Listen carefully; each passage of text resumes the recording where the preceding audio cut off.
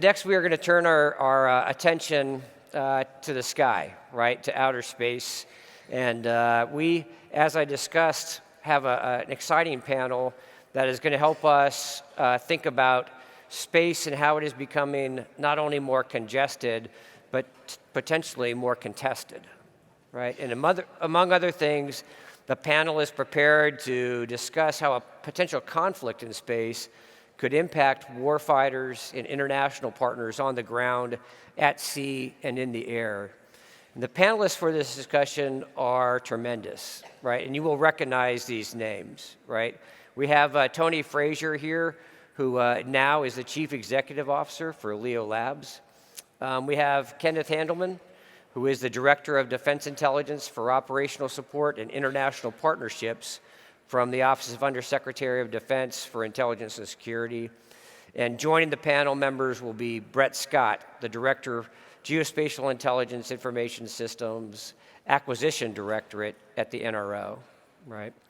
And our moderator is well known to this community. It is the Honorable Marcel Lettre, who right now is the Vice President for National Security Space in Lockheed Martin Government Affairs Office. But many of you know Marcel from his previous national security roles, right? His years of service to our nation. Marcel spent time on Capitol Hill, learning how that operates as both the Senior National Security Advisor to the Senate Majority Leader and also on the staff of the House Permanent Select Committee on Intelligence, or the HPSI, right? Prior to joining Lockheed Martin back in 2017, Marcel served for 8 years in the Pentagon. 8 years in the Pentagon. I don't want to do public math, but that's like 56 dog years, right? A lot of time in the Pentagon, and he worked during that time for 4 different secretaries of defense, changes in leadership, changes in policies, and he completed his service in the Pentagon as our Undersecretary of Defense for Intelligence, right? And I first met Marcel when I was the Director of Intelligence for Special Operations Command. I was in Washington, D.C. I was learning from him over on the Hill, sitting with the other service chiefs of intel, and we were arguing for our MIP budgets, right? And what I learned from that interaction, and you'll see this from Marcel, he's passionate about this community. He is passionate about the efforts that go into providing our forces the capabilities, the resources, and the authorities that they need to get the job done. So please join me in welcoming Marcel and his august panel. Put your hands together.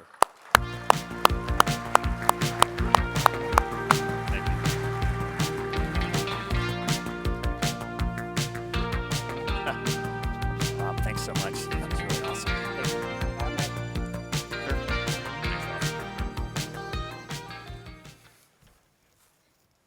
Admiral Sharp, Bob, thank you seriously very much. That was an incredibly generous introduction, and it was a real honor to have the chance to work with you when I was in the Pentagon and to continue to help serve this community in my current role. So great to have been able to spend time with you over the last 24 hours, and thank you again.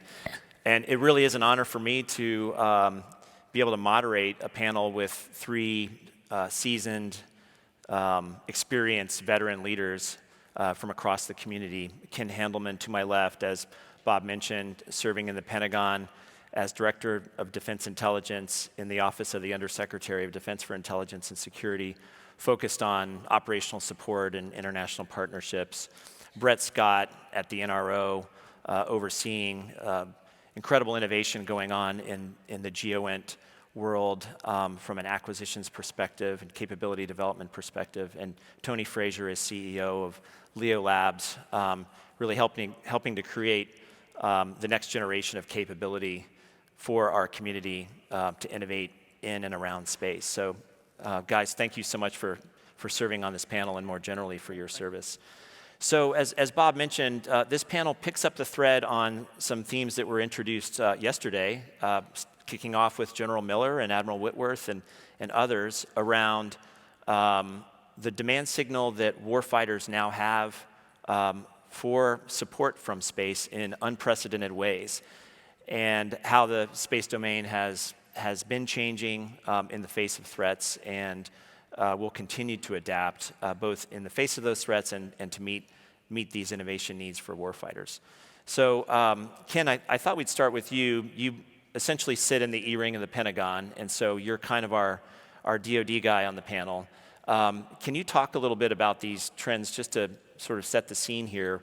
How should we be thinking about space, both the support from space to the warfighter, the need to think about warfighting in space, that demand signal that warfighters now have for support from space? Help us think through kind of what you see at the 50,000-foot level, and again, across the enterprise with the lens you have. Yeah, of course.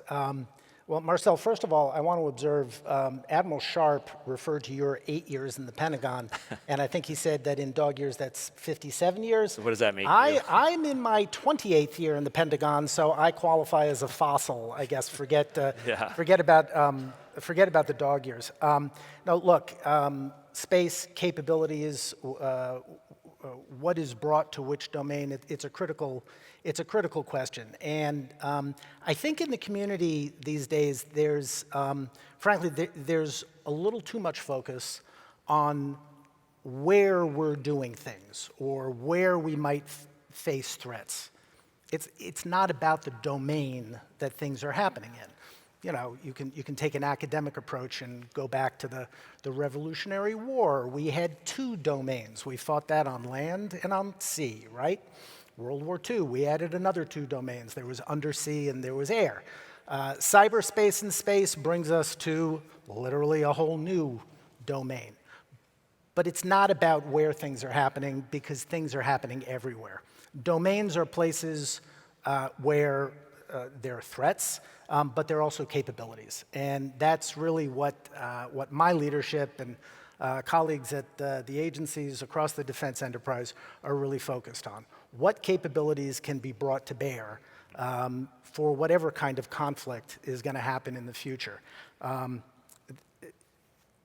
Capabilities from, take your pick. Whether we have a small conflict, a full-on war, capabilities are going to be drawn from everywhere.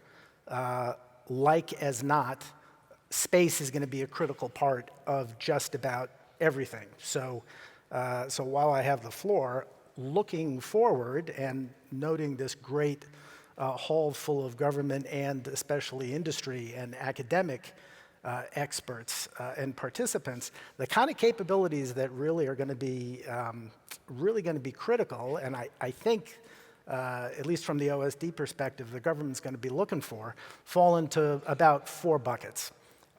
There's security. Stacy Dixon told this group on Sunday that, I think she said, people are trying to read your secrets. Right, no kidding. This is happening in every domain with every capability. We need integration. That's the second bucket. There's amazing capability being lofted or applied on the ground, but these different architectures really need to talk to each other. We need resilience. I don't have to explain more about that.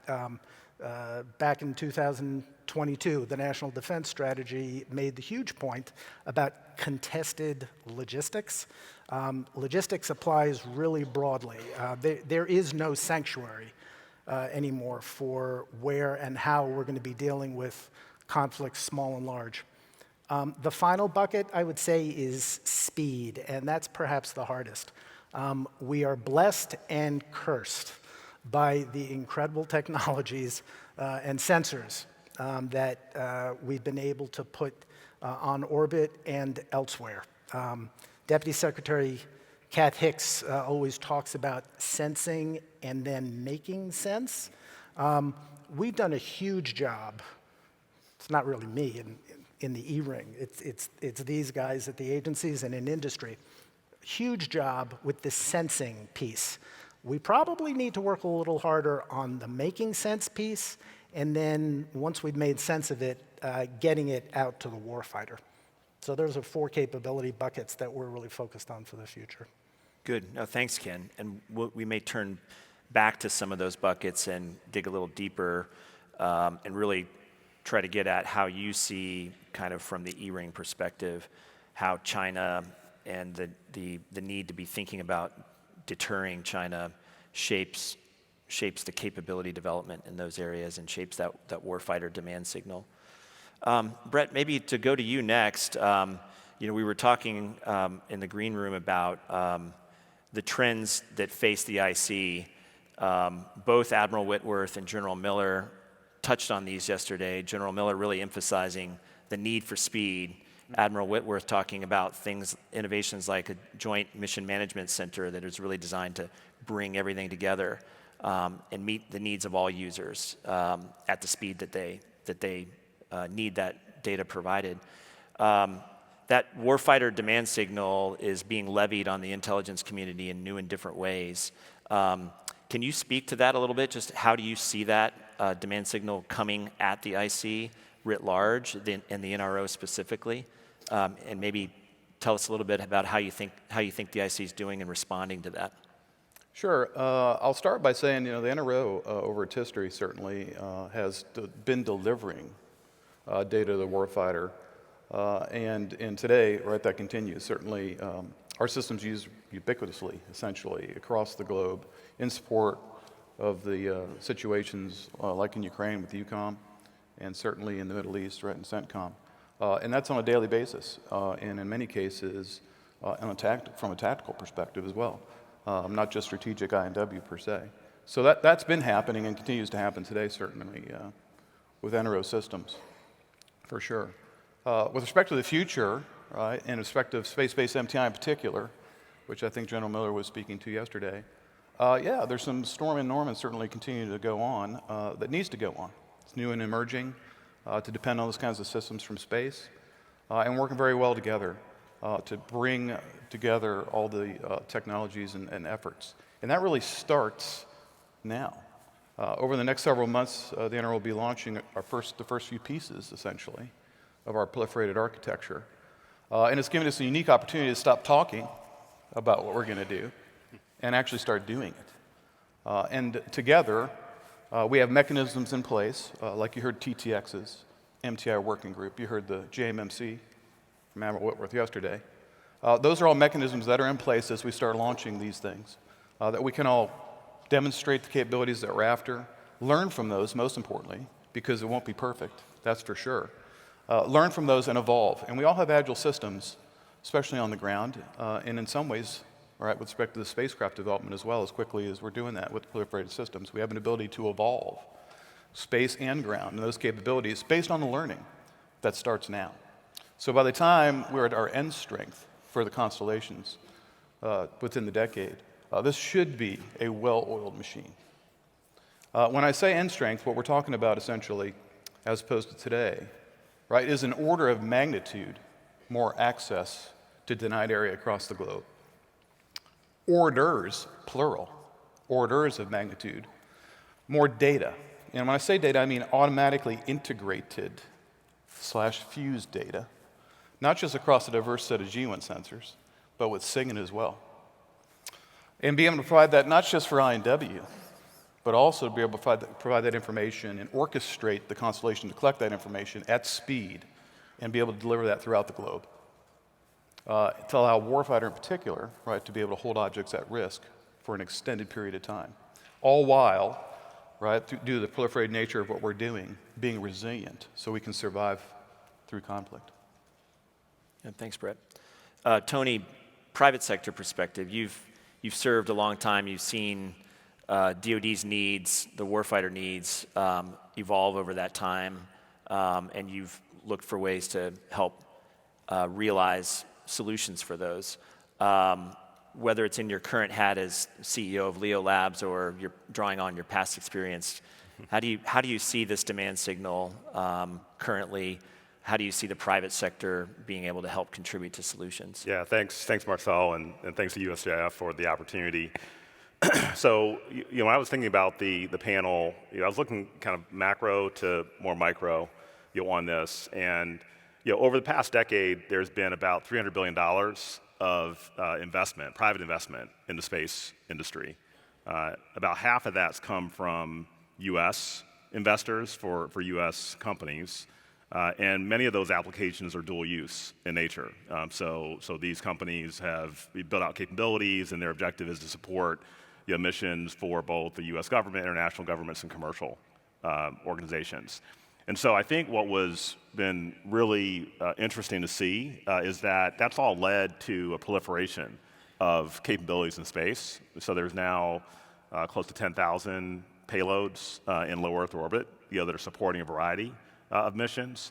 And that capability, we've always had an aspiration to be impactful to mission, but sometimes it takes a catalyst, to create that compelling event to show what we can do in a time of need. And so, through my experience in the industry and the community, I really think the Russian invasion of Ukraine really was a catalyst for showing how commercial capabilities could be applied to mission. You heard Vice Admiral Whitworth yesterday talk about how using the system that they provide that provided unclassified dissemination of optical and radar data to end users, that there were over 6,000 Ukrainians that were able to take advantage of that data as part of their mission support. And so we saw that the imagery was going from more of an augmentation mission to be more integrated into how to support an operator in a time of need. And I think that has then opened up lots of discussions about how to further accelerate that. And we've seen it in the Middle East, we're seeing it now in Indo-PACOM. And so one of the things that's been really powerful is to see how both the Office of Secretary of Defense, as well as U.S. Space Force is starting to lean in and identifying these different ways they want to be able to integrate commercial capabilities into their missions. So over the past month, there were 2 new strategies that were released, one from OSD, the other from U.S. Space Force, and there were specific mission areas that were called out in order to be able to better support the mission. And many that are relevant for this community, specifically, whether it be space domain awareness, the tactical ISR, a number of areas like Assure PNT, those are all areas where commercial can not just be an augmentation, but be deeply integrated into the architecture.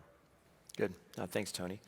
Let's circle back to how the threat is changing and evolving. There's the kind of big picture strategic perspective on the need to deter China, but there are also capability areas that are evolving, like hypersonics, the need to adapt our missile warning and missile tracking capability.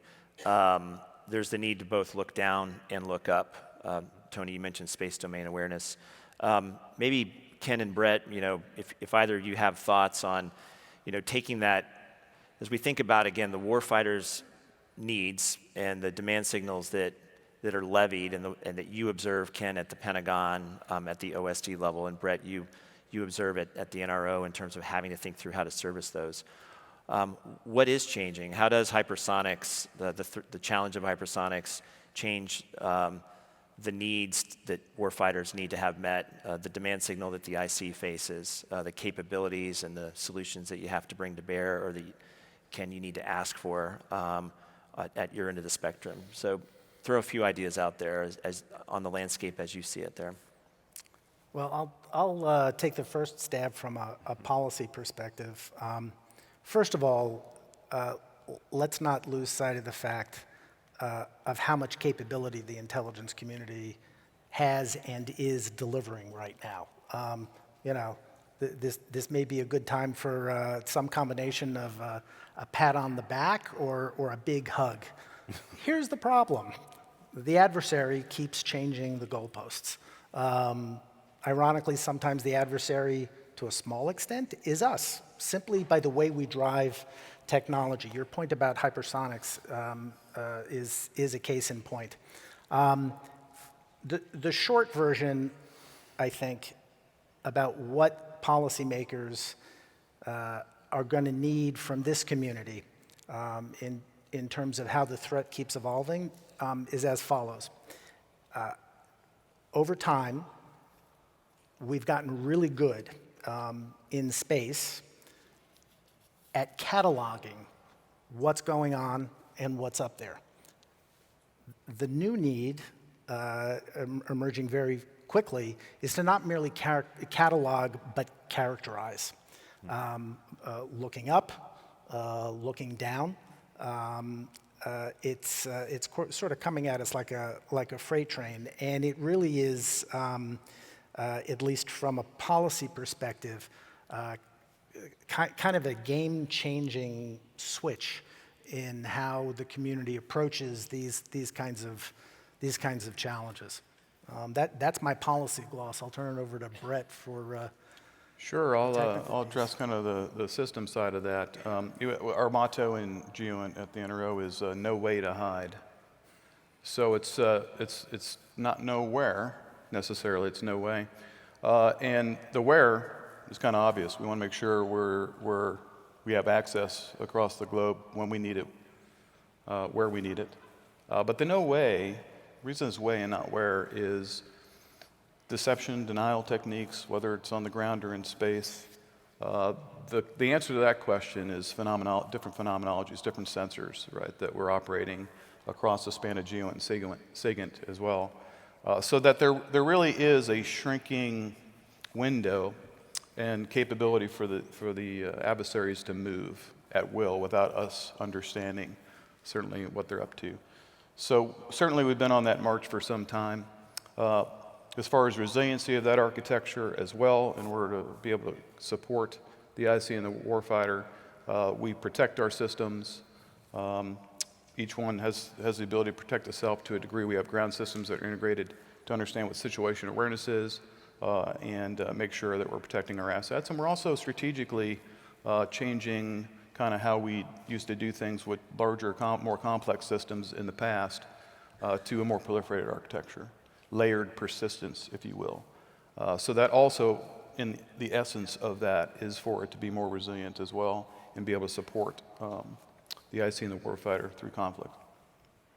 Tony, you want to add anything, especially Sure. around the kind of maybe changing views in the U.S. government around commercial partnerships? Well, just to build on the point, great power competition is definitely extending to space. Make no doubt about it. So of that $300 billion of investment I referenced earlier, about 80 billion has come from Chinese investments in space. And so when you look at the kind of evolution of the mix of assets that are on orbit, operational payloads, there's now about 1,000 satellites that are being flown by China, Russia, Iran, North Korea, and just through public reporting, General Gagnon referenced this last week, they're making many maneuvers. So upwards of, for those 1,000 satellites, upwards of 11,000 maneuvers a month. And so that's just creating this need to persistently sense that activity and then characterize it. And so that's a lot of what commercial industry is doing. I think we saw examples of it in the opening keynote, when Rhonda and Robert were showing the example of the non-Earth image characterization, but there's also, whether it's ground or space-based approaches to tracking, those are all areas that industry is investing in to help support the mission. Great, Tony, thanks. Talk a little bit about partnership, and the first piece of this I think is thinking about the U.S. government, and then maybe we'll turn to international as well. So can you see the entire enterprise from your Pentagon E-ring lens on things? We probably are at our best as a nation and at our strongest when we're operating as one team, one fight, and seamlessly. We have new entities, the reestablishment of the Space Command, the establishment of the Space Force, thinking through roles and missions. We have IC elements that are, all of which are critical to the fight here. Any perspectives from your lens about how that's all going? And then Brett, maybe we'll go to you for an IC perspective, particularly around how we're continuing to adapt the NRO and NGA in particular to be able to get at the mission here.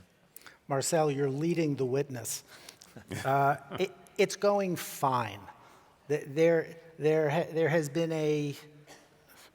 I said this is my 28th year in the Pentagon. I mean, I've seen the ups and downs of restructurings and creations of new agencies and new bureaucracies. We've had a very significant development in the past few years, which, as you said, is the creation of the Space Force and Space Command. That's a big deal. But everybody is focused on the mission. We're in an environment, as we've discussed, where technology is galloping ahead, and the adversary doesn't leave a whole lot of time to relax or even to pause and think. In a situation like that, there's going to be a bit of intellectual friction and sometimes sorting through what different command relationships are. But I can tell you, and you've seen this in your 8 years in the Pentagon, the Defense Department is a combination of military and civilian personnel, and of course the SecDef is a civilian, but it is fundamentally a military organization in culture. And military organizations don't tolerate too much left and right confusion. The focus is always on the mission. That's where we are now, and if there are any little hiccups, we're getting through them, and we're going to be in the right place, just in terms of being coordinated and collaborative within our enterprise in the government, but also with industry partners. Mm-hmm. Brett? Yes, the NRO is a partnership, right? If those of you familiar with the NRO and its founding, it's composed of different parent organizations who provide personnel to the NRO to execute its mission. It's been a partnership from day one. It still is a partnership very much today. We have a cadre now of employees that we've stood up and continue to grow, but it very much still is a partnership in its very essence. So the NRO is very committed to partnering, right, with everybody and everyone.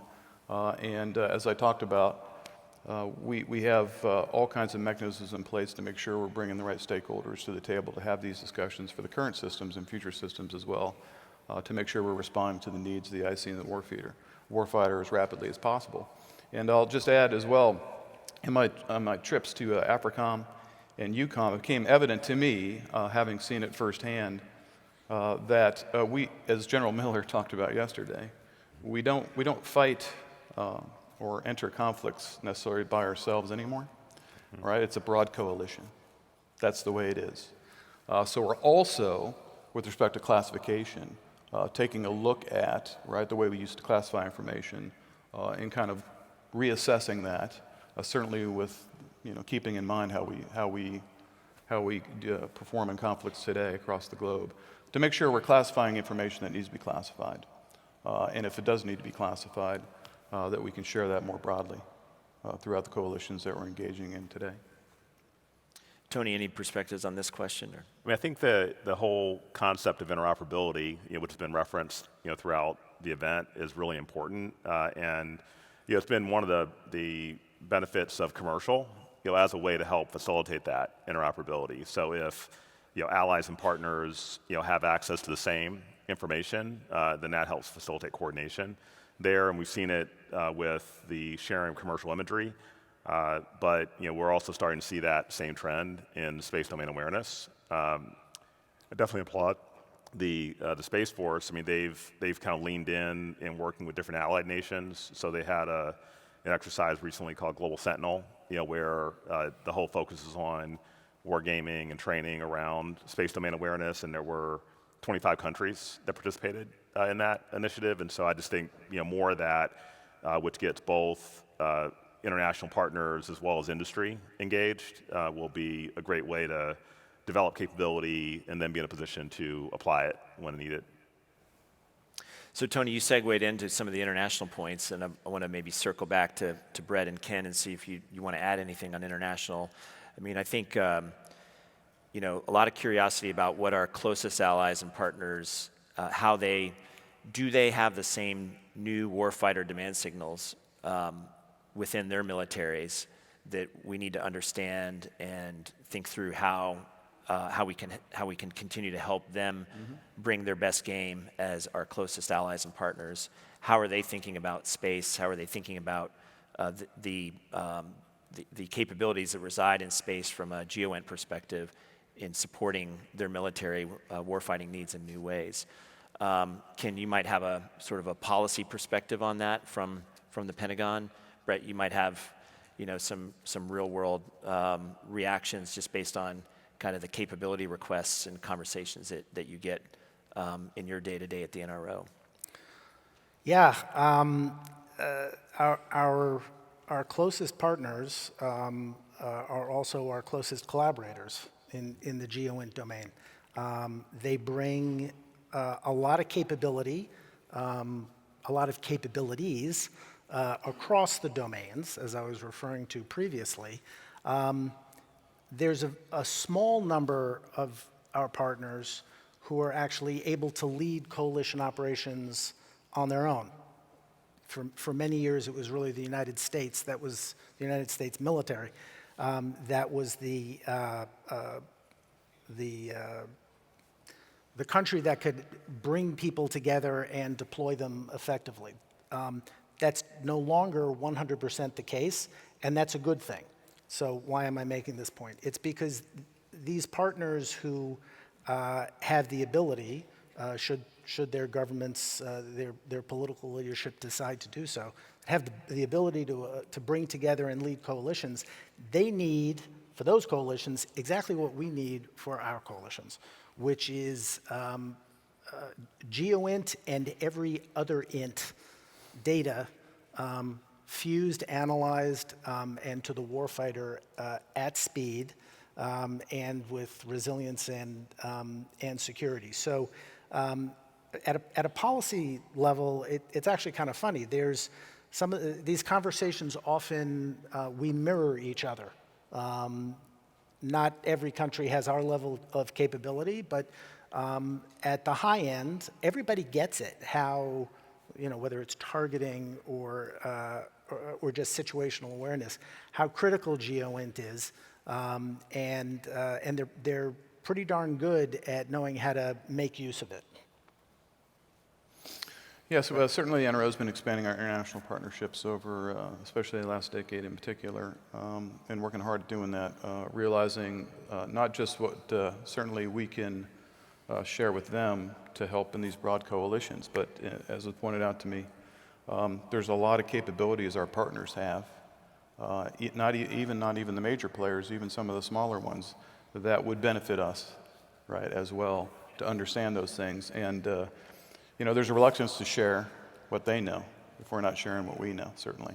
So there's that as well that we have to work through in order to have the most complete data set we can, right, available to us to be successful. We'll start turning to questions that are coming in from the audience.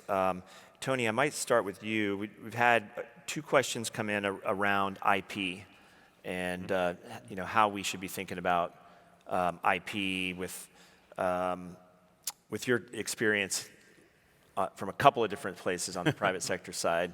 Yeah. Maybe you could address that question from the audience here.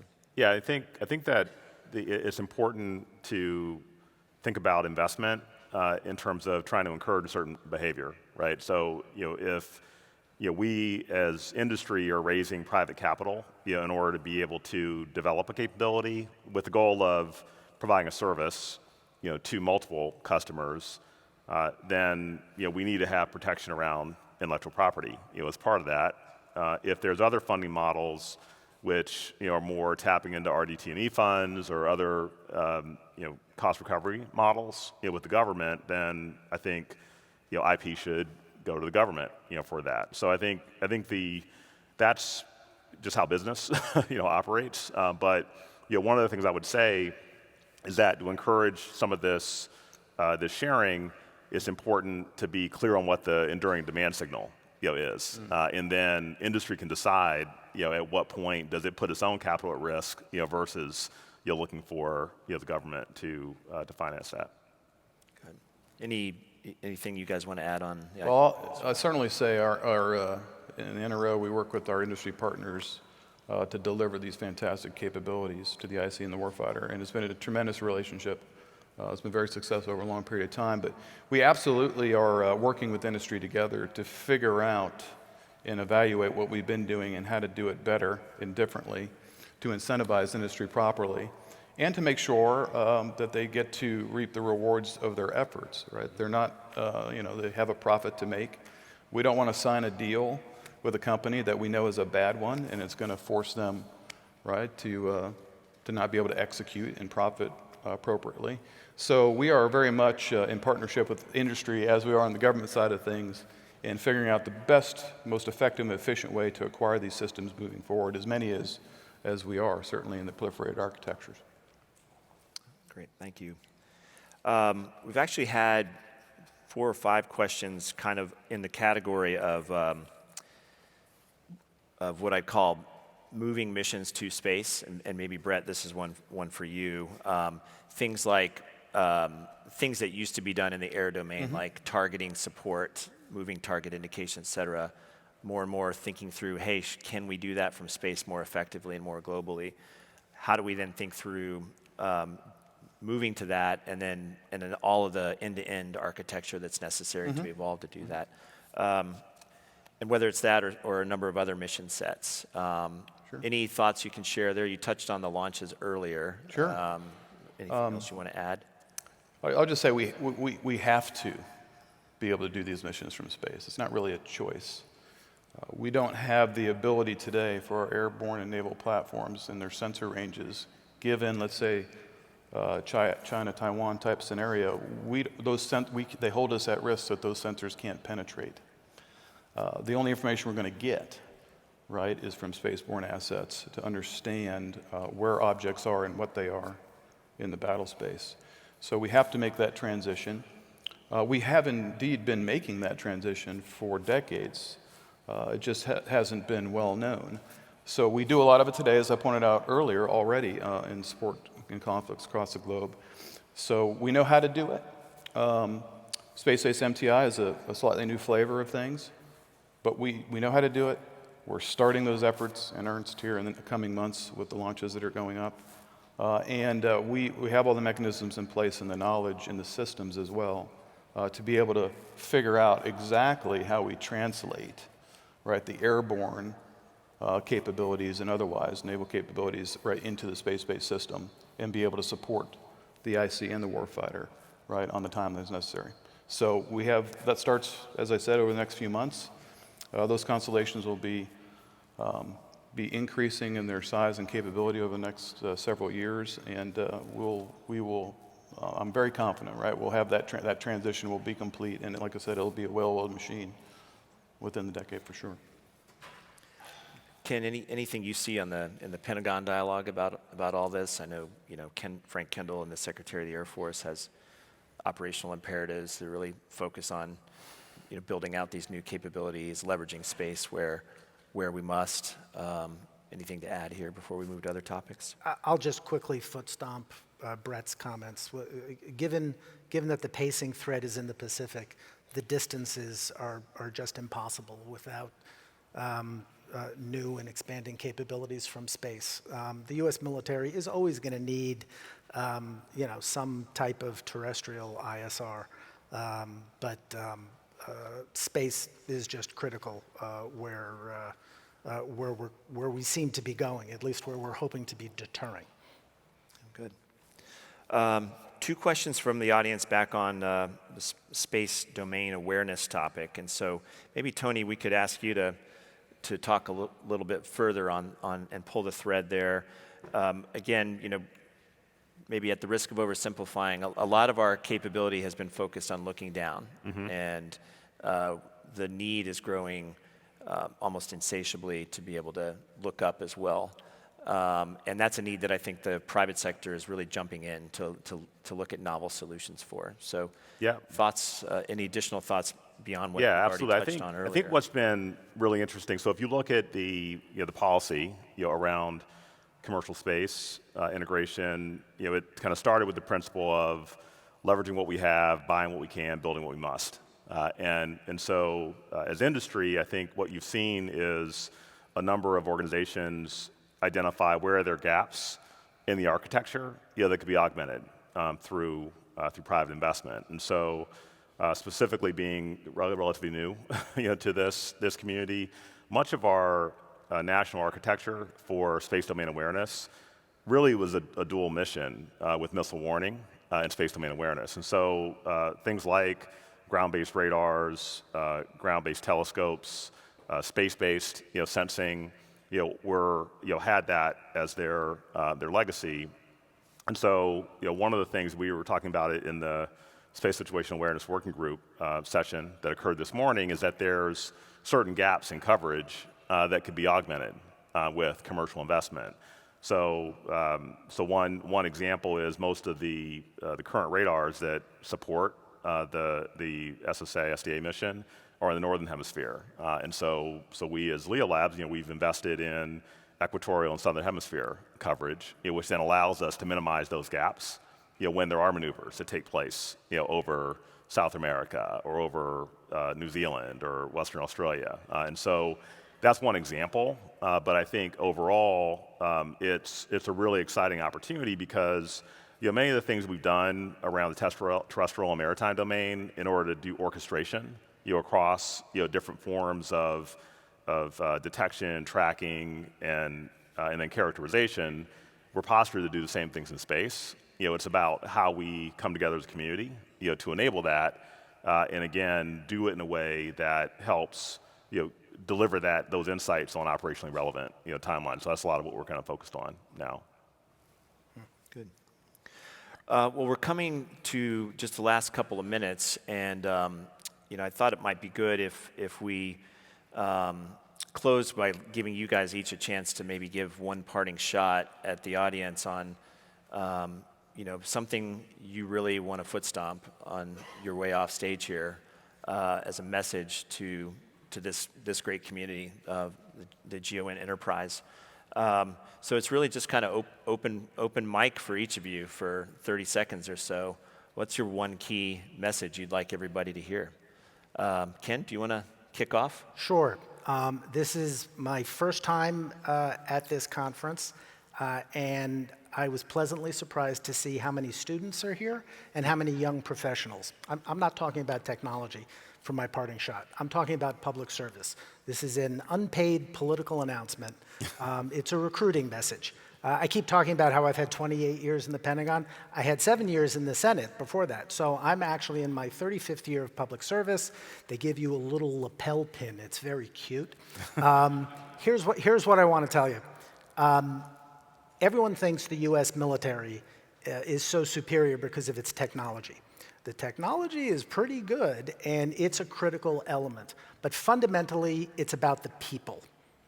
In my 35 years as a public servant, I've had my up days and my down days. But there never was a single day when I had to look myself in the mirror and sort of kid myself to think that, to believe that I was not doing something larger than my own paycheck.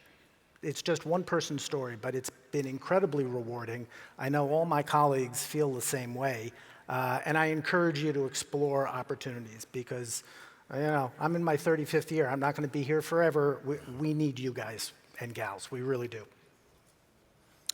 Yeah, and I'll continue that.